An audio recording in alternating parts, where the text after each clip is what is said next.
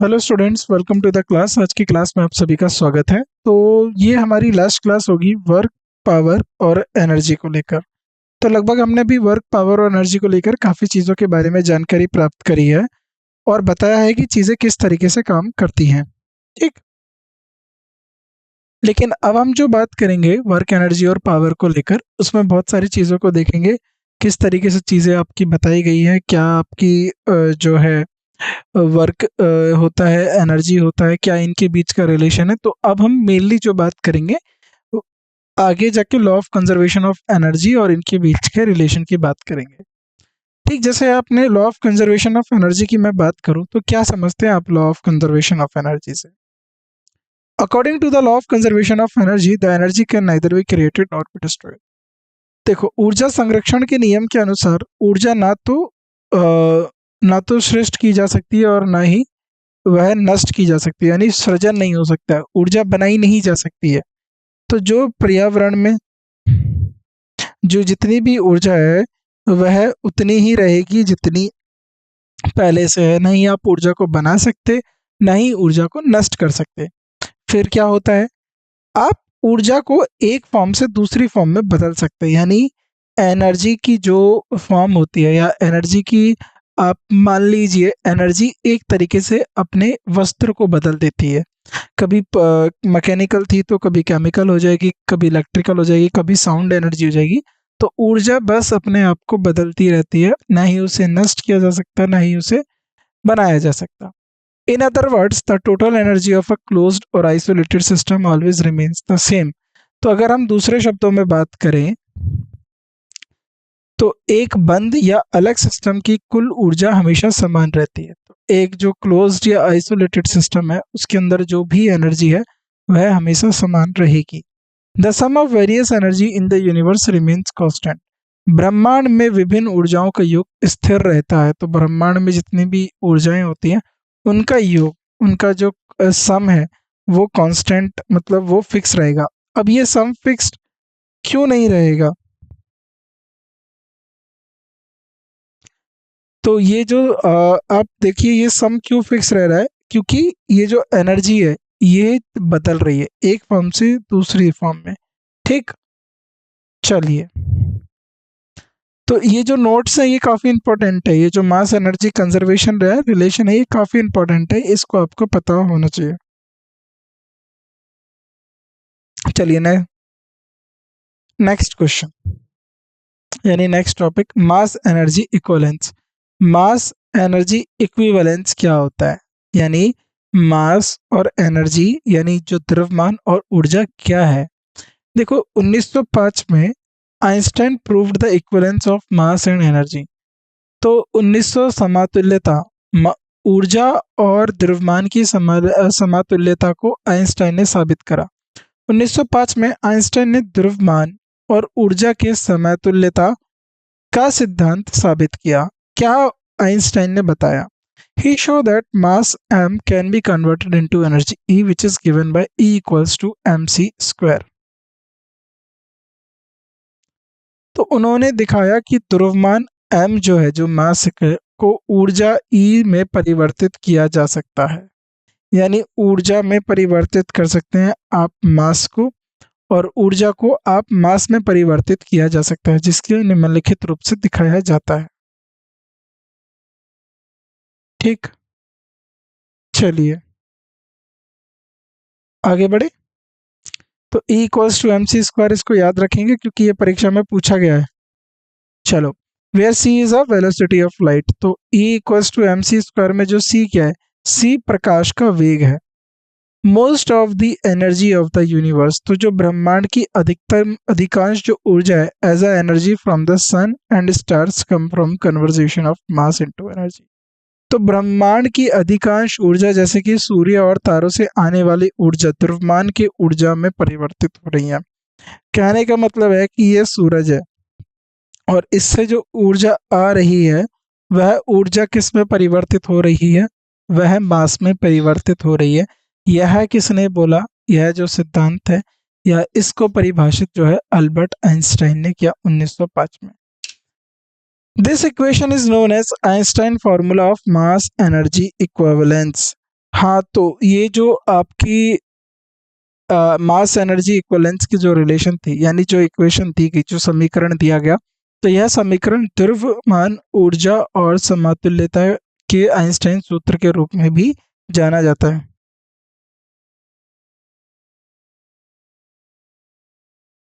चलो आगे बढ़े। तो अब इससे कुछ रिलेटेड एक नोट है, उसको आप याद रखो। The relation E equals to M C square. अब जो ये रिलेशन संबंध दिया है E equals to M C square, leads to unification of the two laws, law of conservation of mass and law of conservation of energy into one, called law of conservation of mass and energy. तो जो E equals to M C square है ना, यह दो कानून या दो सिद्धांतों का एकीकरण करता है। अब वह कौन से दो सिद्धांत है? पहला है लॉ ऑफ कंजर्वेशन ऑफ मास। अगर आपने नौवीं क्लास में पढ़ा होगा साइंस में, जो मास होता है ना तो इसे आप बना सकते, ना ही मास को आप नष्ट कर सकते, यानी द्रव्यमान को नहीं बनाया जा सकता, ना ही नष्ट किया जा सकता। तो क्या ऐसे ही ऊर्जा है? ना ही आप ऊर्जा को बना सकते, ना ही ऊर्जा को नष्ट कर सकते।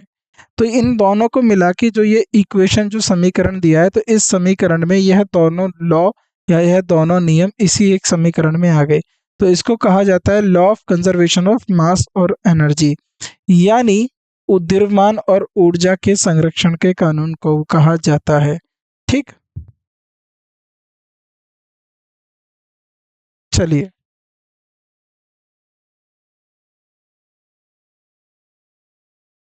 कंजर्वेटिव फोर्सेस, अब देखते हैं कंजर्वेटिव फोर्सेस क्या होते हैं। सबसे पहले संरक्षणीय असंरक्षणशील बल क्या होता है? संरक्षणशील बल क्या होता है, इसको समझो। A force is said to be conservative if the work done by the force in a moving body between any two points is independent of path। देखो, यानी एक पॉइंट ए से लेके पॉइंट बी तक किसी एक बॉडी को ले जाया गया, एक ये वाले पाथ से ले जाया गया, और एक इस पाथ से ले जाया गया, एक इस पाथ से ले जाया गया, और एक इस पाथ से ले जाया गया। ठीक है, तो यहाँ से एक बॉडी को बी तक लाया गया, तो यानी इसके ऊपर कुछ कार्य किया। तो जो कंजर्वेटिव फोर्सेस होते हैं, वह इस बात पे निर्भर नहीं करते कि वह किस पाथ या किस कार्य पाथ पे चला है, यानी किस रास्ते से उसको लाया गया है। वह सिर्फ डिस्प्लेसमेंट को देखते हैं कि दो बिंदुओं के बीच को ले जाया गया पर निर्भर करते हैं। तो एक बल को संरक्षणशील कहा जाता है यदि बल द्वारा किसी भी दो बिंदुओं के बीच एक शरीर को ले जाने में किया गया कार्य पाथ के अनुसरण करने पर निर्भर नहीं होते। तो ये क्या होते हैं? ये पाथ पे डिपेंड नहीं होते हैं। और a force is said to be conservation या conservative if the work done by the force in moving particle along a closed path is a zero। ठीक है, तो यदि एक बल द्वारा किसी कण को एक बंद पाथ में, यानी एक क्लोज पाथ में, अगर आप एक क्या कर रहे हैं, आप एक बॉडी को दूसरी बॉडी जगह पर लेके आ रहे हैं एक क्लोज्ड पाथ में, और बॉडी को मूव करा रहे हैं, तो उस पे जो या वर्क होगा वो जीरो हो जाएगा, क्योंकि आपको पता है डिस्प्लेसमेंट नहीं होगी, डी इक्वल्स टू जीरो, तो वो भी जीरो हो जाएगा। उदाहरण के तौर पे कंजर्वेटिव फोर्सेस क्या है पूछा जाता है? Gravitational force, electrostatic force, elastic force. तो याद रखना, गुरुत्वाकर्षण बल, स्थिर विद्युतीय जो होती है बल, प्रतिस्थापन बल जो है आपके, ये सारे जो उदाहरण है ये आपके कंजर्वेटिव फोर्सेस के उदाहरण है। चलिए, नॉन कंजर्वेटिव फोर्सेस, गैर संरक्षणीय बल। If the work done by a force in a moving a body over a closed path is non-zero। तो यदि किसी बल द्वारा एक बंद पाथ पर एक शरीर को स्थानांतरित करने में किया गया कार्य शून्य नहीं है, the force is said to be non conservative. तो क्लोज्ड पाथ में वर्क डन अगर इक्वल्स टू जीरो है तो कंजर्वेटिव है, संरक्षणीय बल है।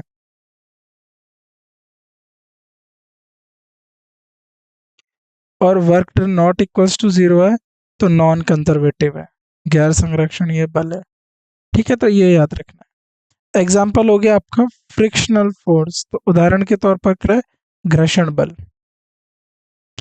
चलिए next, a source of energy is one which, क्या सोर्स ऑफ एनर्जी क्या होते हैं, ये हमारा लास्ट टॉपिक है। अब हम इसको देखते हैं कि जो ऊर्जा आ रही है उस ऊर्जा के स्रोत क्या हैं, यानी स्रोत को देखना है हमें। ऊर्जा के निम्नलिखित स्रोत होते हैं, तो क्या क्या स्रोत होते हैं ऊर्जा के। A source of energy is one, source of energy क्या होगा, is one which can provide adequate amount of energy in a convenient form over a long period of a time। ऊर्जा का स्रोत वह होता है जो लंबे समय तक सुविधाजनक रूप में पर्याप्त मात्रा में ऊर्जा प्रदान कर सकता है, यानी जो लंबे समय तक ऊर्जा प्रदान कर सकता है, जो लंबे समय तक ऊर्जा दे सकता है, उसको हम ऊर्जा का स्रोत मानते हैं। अब पहला आता है, in fact all our day activities use energy in form one form or the other, if there is no energy all our activities will come to stop। तो कहने का मतलब है वास्तविक में या वास्तविकता में या फिर वास्तव में हमारी सभी दैनिक गतिविधियों के रूप में या दूसरे एक रूप में या दूसरे में ऊर्जा का उपयोग करते हैं। तो हम कहीं ना कहीं अपनी जितनी भी गतिविधियां कर रहे हैं, जो भी एक्टिविटी कर रहे हैं, उसमें ऊर्जा का उपयोग होता है। यदि अगर ऊर्जा का उपयोग नहीं होगा तो कोई भी गतिविधि नहीं होगी, सारी गतिविधियां मंद हो जाएंगी, सारी गतिविधियां जो है रुक जाएंगी और जो है ऊर्जा की प्राप्ति नहीं होगी, तो हमारी सभी गतिविधियां रुक सकती हैं। अच्छे ऊर्जा स्रोत की निम्नलिखित विशेषताएं होती है। तो good source of energy have following characteristics, तो जिनके अंदर ये सारी कैरेक्टरिस्टिक्स होती हैं उनको हम क्या बोलते हैं, गुड सोर्स ऑफ एनर्जी। पहला होता है high energy output per unit volume,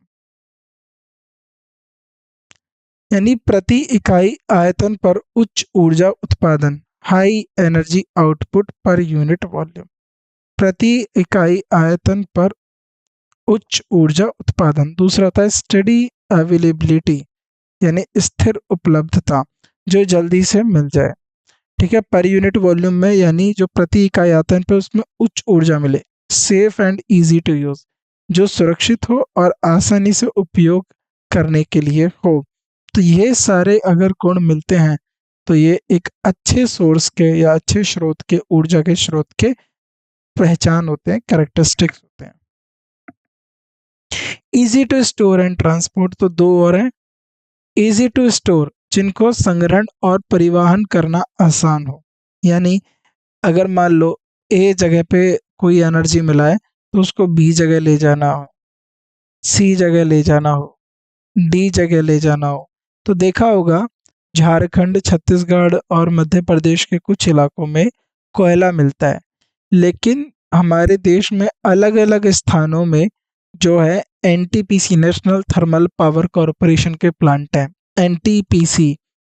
तो ये वो पावर प्लांट होते हैं, ये वो पावर प्लांट होते हैं जिनसे कोयले से बिजली बनाई जाती है। कोयले से क्या बनाया जाता है, इलेक्ट्रिसिटी जो है कोयले से बनाई जाती है। तो एनटीपीसी के जो प्लांट है वो देश में कोने कोने पे हैं, तो उनको क्या करना पड़ता है, उनको स्टोर रखना पड़ता है। ट्रेन आती है, ट्रेन लोड होती है, कोयला भरने के लिए आती है, अनलोड होती है। तो इस तरीके से देख रहे हैं वो हमारे को लिए इकोनॉमिकल भी पड़ता है और उसके साथ साथ इकोनॉमिकल के साथ साथ उसको ले जाना लाना भी आसान रहता है। तो इकोनॉमिकल होना चाहिए, यानी आर्थिक रूप से हमारे लिए थोड़ा सा सस्ता होना चाहिए, यानी हम उसको अगर इस्तेमाल करें तो हमें कोई महंगा जो है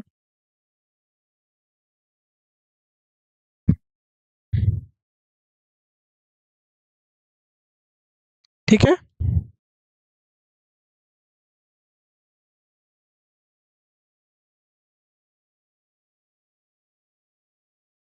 चलो, all the source of energy can be meditated into two main categories, तो सभी ऊर्जा स्रोतों को दो मुख्य श्रेणियों में विभाजित किया जा सकता है। पहला, रिन्यूएबल सोर्स ऑफ एनर्जी, नवीकरणीय ऊर्जा स्रोत। रिन्यूएबल सोर्स ऑफ एनर्जी का मतलब है कि आप उनको इस्तेमाल कर रहे हैं लेकिन आप उनको पुनः इस्तेमाल कर सकते हैं। उनके साथ हमें इस बात का डर या भय नहीं होगा कि यह एक समय आने के बाद, एक वक़्त आने के बाद विलुप्त हो जाएँगे। तो उस वो नहीं, इससे वो खतरा या वो भय नहीं रहेगा, ठीक? तो ऐसे सोर्स ऑफ एनर्जी को बोला जाता है रिन्यूएबल सोर्स ऑफ एनर्जी। वहीं दूसरा होता है non renewable source of energy, गैर नवीकरणीय। नवीकरणीय का मतलब होता है जो नई ना हो पाए। तो नॉन रिन्यूएबल से आप ये समझिए कि अगर आपने उनको एक बार इस्तेमाल करा तो वह एक बार खत्म हो जाएगा। जैसे कोयला और पेट्रोल, आपको पता होगा कोयला और पेट्रोल जो है फॉसिल से बने हैं, जैविक से बने हैं। तो यह एक समय आने के बाद खत्म हो जाएंगे, तो फिर इनको क्या कह सकते हैं, फिर इनका हम इस्तेमाल नहीं ले सकते। तो सबसे पहले अगर हम सोर्स की क्लासिफिकेशन की बात करें तो रिन्यूएबल सोर्स ऑफ एनर्जी क्या होता है?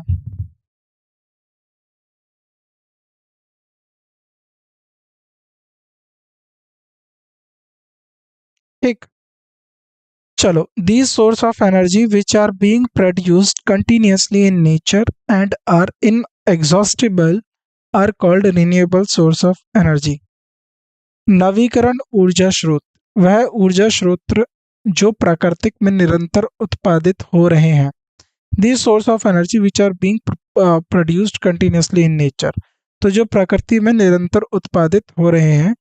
आर इन एग्जॉस्टिबल, जिनका आधविक अद्वैधिक नहीं होता है, यानी जो इनएग्जॉस्टिबल है, are called renewable source of energy, उन्हें नवीकरण ऊर्जा स्रोत कहा जाता है। इनएग्जॉस्टिबल का मतलब है कि अगर आप उनको जला रहे हो तो उनसे धुआं या किसी प्रकार का जो है इस तरीके का जो है एडिशनल पार्टिकल नहीं निकल रहा है। For example, wood is renewable source of energy because if trees are cut down from the forest and obtaining wood, then more trees will grow in the forest and the course of time। तो इन्होंने बोला है कि एक लड़की को एक लकड़ी, सॉरी माफ कीजिएगा, एक लकड़ी एक नवीकरणीय ऊर्जा स्रोत है, क्योंकि यदि वनों से लकड़ी प्राप्त करने के लिए पेड़ काटे जाते हैं तो समय के साथ वन में अधिक पेड़ उगेंगे।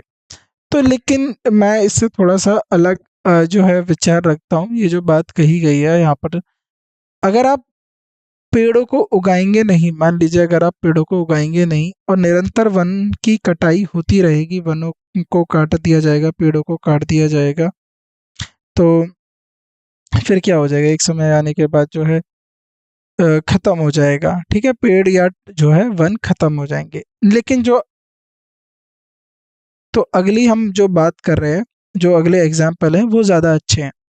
Other renewable source of energy, तो अन्य नवीकरण ऊर्जा के स्रोत क्या हो सकते हैं, तो इनको ज़रा ध्यान से देखिए।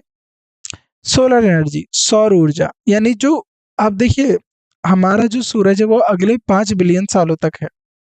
तो समझ रहे हैं आप, 5 बिलियन सालों तक हमारे पास एनर्जी है। तो हमने सौर एनर्जी जो है बनाई, सोलर एनर्जी बनाई। सोलर एनर्जी से हमने क्या करा, उसको बिजली में कन्वर्ट करके फिर उसको बैटरीज के फॉर्म में सेव कर दिया। तो हम सूर्य से, जो सूर्य क्या है, अनलिमिटेड पावर ऑफ सप्लाई, सूर्य हमारे पास बहुत सारा जो है ऊर्जा भेजता है। अगर आपने सूर्य की ऊर्जा ही कनेक्ट कर लिया तो आपने देखा होगा बहुत सारे लोग अपने घर पे क्या करते हैं, सोलर प्लेट लगवा लेते हैं। तो वो बिजली का उपयोग नहीं कर रहे हैं, वो सोलर प्लेट से ही अपने घर की जो बिजली है उसको पूर्ण कर रहे हैं। और आपने ये भी देखा होगा कि बहुत सारे जो है संस्थान हैं जिन्होंने सोलर प्लेट लगवा के अपना जो बिजली की खपत है उसको आधा कर दिया, और आधी खपत वह सोलर ऊर्जा से पूरी कर रहे हैं। तो ये इकोनॉमिकल भी है और इसको इजी तरीके से इस्तेमाल भी किया जा सकता है। विंड एनर्जी, तो कुछ जगहें ऐसी होती है जहाँ पर हवाएं बहुत तेज होती हैं। तो हवाएं तेज होने का मतलब है क्या, जिस तरीके से पंखा घूमता है उसी तरीके से एक पंखे को घुमाया जा सकता है। अब मान लीजिए, अब आपके पास आपने कन्वर्जन ऑफ एनर्जी तो पढ़ा है, मैकेनिकल एनर्जी हो गई तो टरबाइन लगा के उसको इलेक्ट्रिकल में बदल देंगे, और इलेक्ट्रिकल से केमिकल में यानी बैटरी में उसको सेव कर देंगे, दोबारा उसको बिजली में बदल देंगे। हाइड्रो एनर्जी, पानी की लहरें हैं, उनसे चीज़ें हिल सकती हैं, मैकेनिकल में बदल सकता है, मैकेनिकल से दोबारा इलेक्ट्रिकल में बदल सकता है।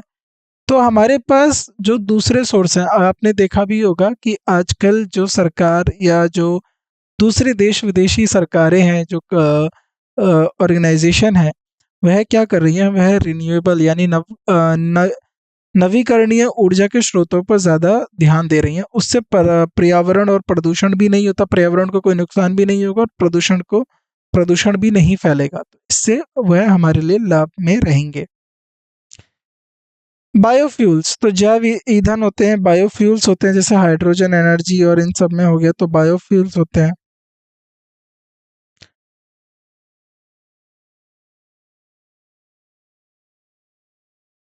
ठीक है, हाइड्रोजन हो गया। अब कहा जाता है हाइड्रोजन को बोला जाता है फ्यूल ऑफ फ्यूचर। तो भविष्य में आपको जल्द ही देखने के लिए मिलेगा कि हाइड्रोजन जो है अनलिमिटेड सोर्स ऑफ एनर्जी बन चुका है। और हाइड्रोजन ही एक अकेला ऐसा स्रोत है जो हमारी बहुत सारी एनर्जी की जो रिक्वायरमेंट है, जो हमारे लिए एनर्जी चाहिए, उसको पूर्ण कर सकता है। देखिए, विकास के लिए एनर्जी का होना बहुत ज़रूरी है। अगर एनर्जी नहीं होगी तो विकास की जो दर है वो रुक जाएगी, क्योंकि फैक्ट्रियों में बिजली नहीं होगा, उत्पादन नहीं होगा, सेवाएं सर्विसेज नहीं दे पाएंगी, तो कुल मिलाकर जो है विकास की जो दर है वह रुक जाती है। एनर्जी फ्रॉम ओशियंस, तो महासागरों से भी उड़ जाती है। जियोथर्मल एनर्जी यानी भूतापीय, आपको पता है हमारी जो अर्थ है उसकी अपर लेयर होती है क्रस्ट, फिर मेंटल और कोर। तो जो मेंटल और कोर हैं, इनके बीच में क्या है, इनके बीच में जो है बहुत हाई टेम्परेचर होता है। तो जैसे जैसे हम ज़मीन के नीचे क्या करते हैं, पानी, या जैसे जैसे हम ज़मीन के नीचे गड्ढा करते हैं या अंदर जाते हैं, तो वहाँ पर हीट हमें मिलती है। और वह हीट जो है हमारी अर्थ की अपनी हीट है। तो उस हीट से हम क्या कर सकते हैं, भाप बदल सकते हैं, हम उस हीट को ऊर्जा के रूप में इस्तेमाल कर सकते हैं। तो हमें अपने विकल्पों को खोलना होगा। हमें जो डीजल, पेट्रोल, कोयला, इन सब से बाहर निकल के दूसरे विकल्पों को देखना होगा, जिससे हम अपने पर्यावरण का भी भला कर सकते हैं और यह ऊर्जा स्रोतों को हम इनका इस्तेमाल कर कर अपने आने वाली पीढ़ियों के लिए एक अच्छे ऊर्जा स्रोत बना सकते हैं। क्योंकि आप पेट्रोल यूज़ कर रहे हैं, डीजल यूज़ कर रहे हैं, कोयल यूज़ कर रहे हैं, एक समय आने के बाद यह सब खत्म होने लगेगा। नेक्स्ट आता है renewable source of energy are also called non conventional source of energy. बिल्कुल सही बात है। जो नवीकरणीय ऊर्जा के स्रोतों को गैर पारंपरिक ऊर्जा के स्रोत के नाम से भी जाना जाता है। इनको क्यों पारंपरिक जो है ऊर्जा के स्रोतों से नाम से जाना जाता है? क्योंकि जो पारंपरिक ऊर्जा स्रोत हैं वो क्या है, वो पेट्रोल हो गया, वो डीजल हो गया, वो कोल हो गया, और उसके साथ-साथ वो दूसरे हमारे पेट्रोलियम प्रोडक्ट हो गए, उन सबको हम जो है कन्वेंशनल सोर्स ऑफ एनर्जी कहते हैं। These source of energy can be used again and again endlessly. तो जिनकी अभी हमने बात करी, इन ऊर्जा के स्रोतों को बार-बार, निरंतर, अनंत बार उपयोग किया जा सकता है। They will never get exhausted. Okay, तो ये चीज़ आपको याद रखनी है। Next, non renewable source of energy. तो non renewable source of energy क्या होता है? Those sources which are have accumulated in nature over a very long time and cannot be quickly replaced when exhausted are called non-renewable source of energy। गैर नवीकरणीय ऊर्जा के स्रोत, वह ऊर्जा के स्रोत जो प्राकृतिक में बहुत बहुत लंबे समय के दौरान संचित हुए हैं और जब वह समाप्त हो जाते हैं तो उन्हें त्वरित रूप से पुनः स्थापित किया नहीं जा सकता। उन्हें गैर नवीकरणीय ऊर्जा के स्रोत कहा जाता है। ठीक। नेक्स्ट, उदाहरण के तौर पर coal is non renewable source of energy. Coal एक गैर नवीकरणीय ऊर्जा स्रोत है, क्योंकि अब इसके उदाहरण के रीजन क्या? Because coal has accumulated in the earth over a long period of time.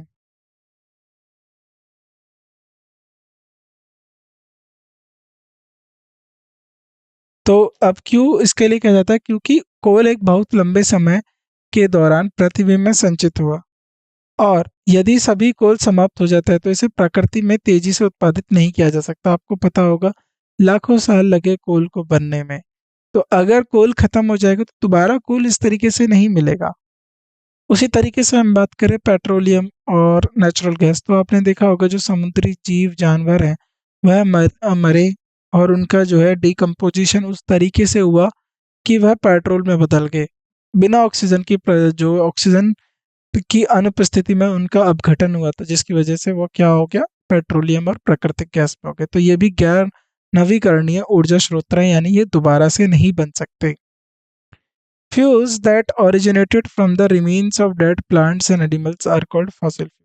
मरे हुए पौधे और जानवर के अवशेषों से उत्पन्न ईंधन को जीवाश्म ईंधन कहा जाता है। Coal, petroleum and natural gas are fossil fuels. तो कोल हो गया, पेट्रोलियम हो गया और प्राकृतिक गैस जीवाश्म ईंधन हैं।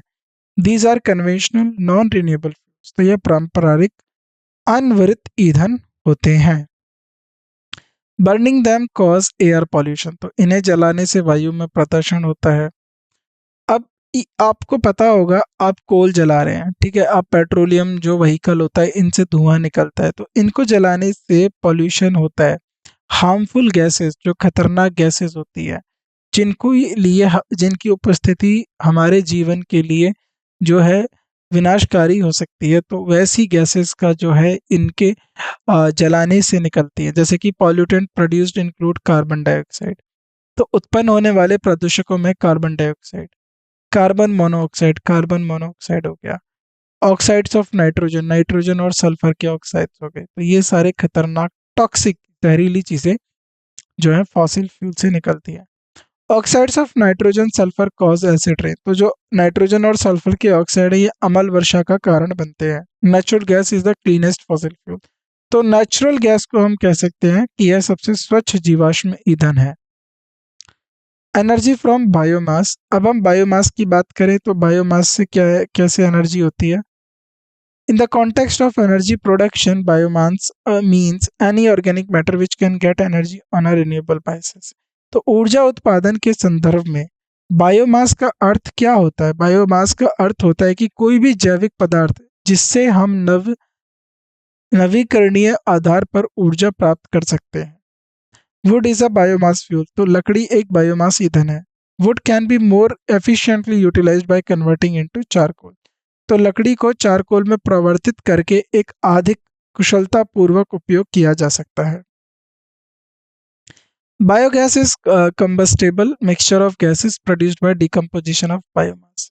तो बायोगैस क्या है। बायोगैस बायोमास के अपघटन द्वारा उत्पन्न होने वाली गैसों के दहनशील मिश्रण है। It is produced by anaerobic digestion of biomass such as cattle dung, sewage, etc. यह गोबर, सीवेज आदि जैसे बायोमास के एनएरोबिक पाचन द्वारा उत्पन्न होता है। Biomass can contain up to 95 देखो बायोगैस के अंदर क्या होता है, याद रखिएगा, ये परीक्षा में पूछ लिया जाता है। 75% मीथेन होती है, 23% कार्बन डाइऑक्साइड होती है और 2% दूसरी गैसेज होती है including hydrogen and hydrogen sulphide. Biogas में 75% मीथेन, 23% जो है 23% कार्बन डाइऑक्साइड, 2% अन्य गैसें जिसमें हाइड्रोजन और हाइड्रोजन सल्फाइड शामिल हो सकते हैं। This combustible mixture is an excellent renewable fuel that can be used for electricity generation and for cooking. यह दहनीय योग्य मिश्रण की एक उत्कृष्ट नवीकरणीय ईंधन है जिसका उपयोग विद्युत उत्पादन और खाना पकाने के लिए किया जा सकता है। तो यह दहन योग्य मिश्रण एक उत्कृष्ट नवीनकरणीय ईंधन है जिसका उपयोग विद्युत उत्पादन और खाना पकाने के लिए किया जा सकता है। ठीक, चलिए एडवांटेज ऑफ बायोमास। अब बायोमास के क्या एडवांटेज हैं। Biogas plants are simple. तो जो बायोगैस के जो प्लांट होते हैं वो संयंत्र सरल होते हैं। Biogas is an excellent clean fuel that burns without producing ash and smoke. Biogas एक उत्कृष्ट स्वच्छ ईंधन है जो राख और धुएं उत्पन्न किए बिना जलता है। The spent slurry is a good manure. और खर्च की गई घोल एक अच्छी खाद होती है। Biogas plant are safe and useful way to waste disposal. तो बायोगैस संयंत्र अपशिष्ट निपटन का सुरक्षित और उपयोगी तरीका है। Use of biogas leads to saving of firewood and reduce deforestation. तो बायोगैस का डिफोरेस्टेशन से बचा सकता है। बायोगैस का उपयोग लकड़ी की बचत करता है और वनों की अत्यधिक कटाई को कम करता है। तो देखा होगा कि बायोगैस को लेकर भी जो है चीज़ों को काफ़ी ज़्यादा चीज़ें बताई गई है कि बायोगैस काफ़ी चीज़ें कर सकता है।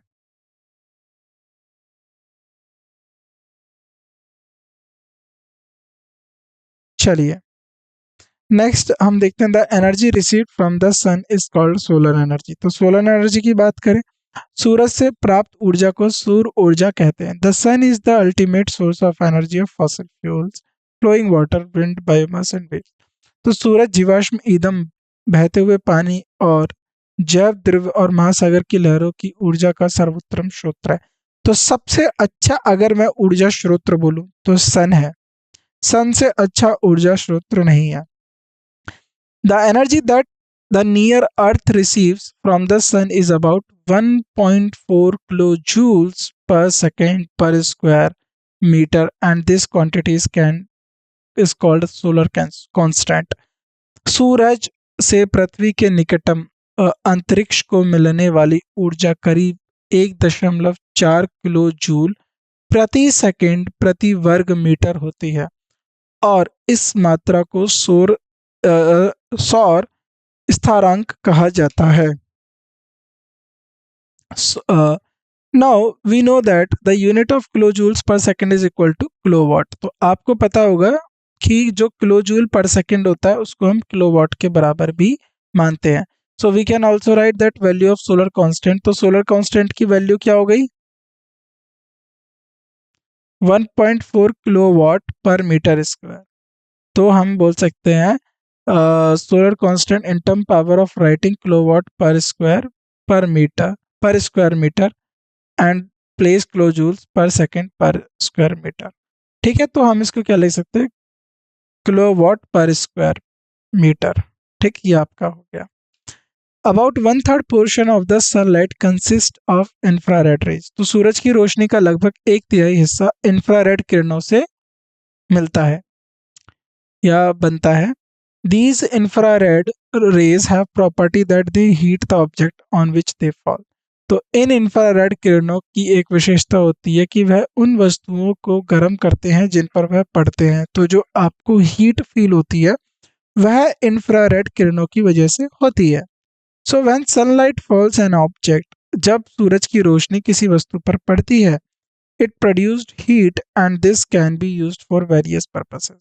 तो जब सूरज की रोशनी किसी वस्तु पर पड़ती है तो यह गर्मी उत्पन्न करती है और इस गर्मी का विभिन्न उद्देश्यों के लिए उपयोग किया जा सकता है। It is the infrared rays which heat up the earth and water on the surface of earth. तो यह इंफ्रारेड किरणें होती हैं जो पृथ्वी और जल को पृथ्वी की सतह पर गर्म करती है। Infrared rays are emitted by all hot object. तो सभी गर्म वस्तुएं इंफ्रारेड किरणें विसर्जित करती है। तो जो भी गर्म ऑब्जेक्ट्स होते हैं उन सब में से क्या निकलता? इंफ्रारेड किरणें। ठीक, the wavelength of infrared rays, infrared wavelength की रेज क्या होती है? Rays emitted by a hot body depend on its temperature. तो एक गर्म शरीर द्वारा निर्गत किए गए इंफ्रारेड किरणों के तरंग दैर्ध्य उनके तापमान पर निर्भर करती है। Higher the temperature of the hot body, तो जितना ज़्यादा अगर गर्म शरीर का तापमान जितना अधिक होगा, इंफ्रारेड किरणें की तरंग दैर्ध्य उतनी ही छोटी होगी। तो वेवलेंथ उतनी ही छोटी होती है, जितना ज़्यादा टेम्परेचर उतनी छोटी wavelength. The infrared rays can be detected by it's heating effect by using thermometer with a blackened but a solar heating device uses solar energy to heating things. तो इंफ्रारेड किरणों का पता लगाने के लिए उसकी हीटिंग प्रभाव का उपयोग करके एक कलीकृत थर्मोमीटर के साथ और सौर तापीय उपकरण और सौर ऊर्जा का करके चीज़ों को गर्म करता है। एग्जाम्पल हो गया सोलर कुकर। तो उसमें देखा होगा कि वो सन की हीट लेके खाना गर्म कर देता है। अ box type solar cooker is an insulated and air tight box converted with glass. तो सोलर कुकर कैसा होता है? एक बॉक्स टाइप का सोलर कुकर होता है, एक संवेदनशील वायु संदिग्ध बॉक्स है जिसके कांच में ढका गया है। Its inner surface is painted black and its has a plane mirror to increase incident sunlight. तो इसकी आंतरिक सतह काले रंग में पेंट की गई है और इसमें प्रकाश की घटना को बढ़ाने के लिए एक साथ दर्पण होते हैं। Solar cooker is ineffective in winters and on cloudy days. तो सोलर कुकर जो है सर्दियों और बादलों के दिन में अप्रभावी होते हैं। अब आता है सोलर सेल, जो बिजली बनाने के काम आता है। A device which converts solar energy directly into electricity is called a solar cell. तो जो डिवाइस, एक ऐसी डिवाइस जो सौर ऊर्जा को सीधे बिजली में परिवर्तित करती है, उसे सोलर सेल कहते हैं। Solar cells are made from semiconductors like silicon. तो सोलर सेल सिलिकॉन जैसे पारधारकों से बनाया जाता है। In a solar panel a large number of solar cells are connected to get a large potential difference and current। तो एक solar panel में बड़े पोटेंशियल अंतर पर धारा प्राप्त करने के लिए कई सोलर सेलों को जोड़ा जाता है। Solar cells are use in calculator. तो आपने देखा होगा कैलकुलेटर में सोलर सेल होते हैं, वॉचेस में सोलर सेल होते हैं, आर्टिफिशियल सैटेलाइट्स में सोलर सेल होते हैं, and in providing electricity in remote areas to run such things, pump, telephone, lights etcetera. तो जो सोलर सेल होते हैं वह कैलकुलेटर, घड़ियों, कृत्रिम उपग्रहों में उपयोग होते हैं और दूरस्थ क्षेत्र में बिजली प्रदान करने के में उपयोगी होते हैं, ताकि पंप, टेलीफोन, लाइट आदि चल सकें। पंप मतलब वाटर पंप, जो पानी के लिए काम आता है। Next, geothermal energy. Geothermal energy is the energy stored as heat in the earth. तो भूतापीय ऊर्जा वह ऊर्जा है जो पृथ्वी में गर्मी के रूप में संग्रहित होती है। It heats rock and water below the ground. तो यह भूमि के नीचे चट्टानों और पानी को गर्म करता है। Above hot spots dry steam और mixture of steam and hot water come out. तो गर्म स्थलों ऊपर पे सूखा भाप या भाप और गर्म पानी का मिश्रण निकलता है। तो आपने देखे होंगे जियोथर्मल हॉट स्पॉट्स, आप इंटरनेट पे सर्च करना, आपको दिखेंगे। The steam can be used directly to turn turbine. तो भाप को सीधे टर्बाइन घुमाने के लिए उपयोग में किया जा सकता है। At other places different method are used to get steam from the underground water, hot water. अन्य स्थानों पर भू गर्भित गर्म पानी से भाप प्राप्त करने के लिए विभिन्न विधियों का उपयोग की जाती है। चलिए आगे बढ़े। द प्रोसेस ऑफ हैविंग, अब आता है न्यूक्लियर एनर्जी। अब देखा होगा आपने, न्यूक्लियर पावर प्लांट भी होते हैं, ये आपको बहुत ज़्यादा ऊर्जा प्रदान करते हैं। The process of heavy nucleus splitting into two middle weight nuclei is called nuclear fusion.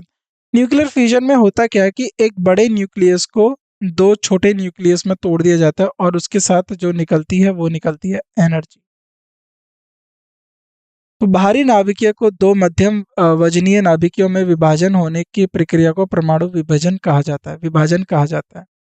Uranium 235 absorb a slow neutron to become U-236, which splits fusion to give about 200 million electron volt of energy।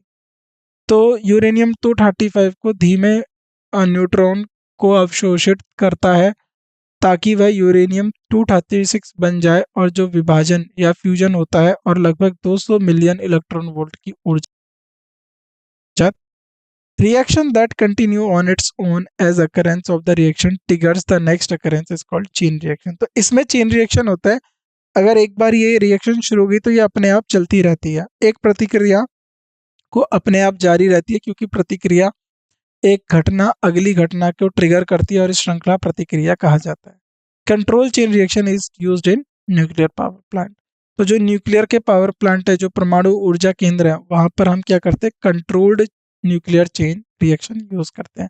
तो इसमें important point क्या है, the process of two or more light nuclear combining to form a heavier nucleus called nuclear fusion. अब fusion क्या होता है, संलयन क्या होता है, दो या दो से अधिक हल्के नाभिकीय का एक भारी नाभिकीय बनने की प्रक्रिया को परमाणु संलयन कहा जाता है। सूरज के अंदर न्यूक्लियर फ्यूजन होता है, जहां पर हाइड्रोजन फ्यूज होकर हीलियम में बदल जाते हैं। Energy in the sun is produced by fusion of hydrogen into helium. तो सूरज में ऊर्जा हाइड्रोजन के हीलियम में संलयन द्वारा उत्पन्न होती है। द टेम्परेचर अबाउट, और फ्यूजन के लिए टेम्परेचर कितना चाहिए, 10 की पावर 7 केल्विन। तो इतना केल्विन टेम्परेचर मिलेगा तब जाके फ्यूजन रिएक्शन वहां पर देखने के लिए मिलेगी। तो इसमें जैसे न्यूक्लियर का फ्यूजन फ्यूजन हो गया, तो ये हम न्यूक्लियर के चैप्टर में जो है चीज़ों को ज़्यादा अच्छे से देखेंगे। तो इसमें जो source of energy, energy mass equivalence relation जो आपने पढ़ी, इनको अच्छे से पढ़ना और कन्वर्जन को अच्छे से याद रखना, कब कहाँ पर कैसा कन्वर्जन होता है, और इसके जो एग्जांपल दिए उनको भी आप अच्छे से याद रखेंगे। बाकी की बातें जो आपको बताई गई उनको अच्छे से याद रखिए, रिवाइज करते रहिए। तो ये चैप्टर हमारा यहीं समाप्त होता है। बाकी आपसे मुलाकात होगी अब अगली क्लास में किसी और नए चैप्टर के साथ फिजिक्स के। तब तक के लिए जो भी चीज़ें पढ़ाई गई उनका आप अच्छे से अभ्यास करते रहिए, उनको याद करते रहिए। धन्यवाद आप सभी का आज की क्लास में उपस्थित होने के लिए। Thank you so much.